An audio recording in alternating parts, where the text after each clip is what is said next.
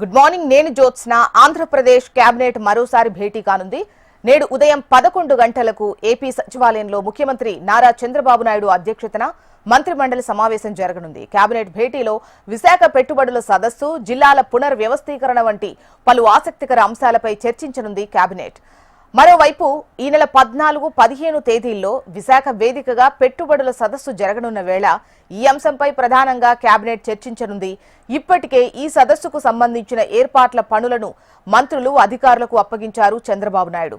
ప్రపంచవ్యాప్తంగా వివిధ కంపెనీల ప్రతినిధులు హాజరు కానున్న నేపథ్యంలో సదస్సు ఏర్పాట్లపై మంత్రులు, అధికారులను అడిగి సీఎం చంద్రబాబు వివరాలు తెలుసుకోనున్నారు. ఈ మేరకు కేబినెట్ భేటీలో సుమారు లక్షల కోట్ల పెట్టుబడులకు ఆమోదం తెలపనున్నారు.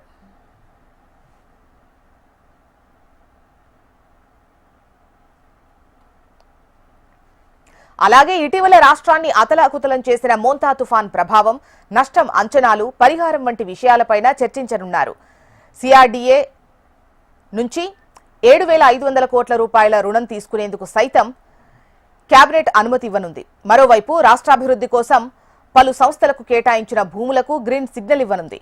కూటమి పార్టీలు ఎన్నికల్లో ఇచ్చిన హామీ మేరకు జిల్లాల విభజన చేసే అవకాశం కనిపిస్తోంది. ఈ మేరకు నూతన జిల్లాలు, రెవెన్యూ డివిజన్ల ఏర్పాటుపైన కీలక నిర్ణయం తీసుకోనుంది మంత్రిమండలి.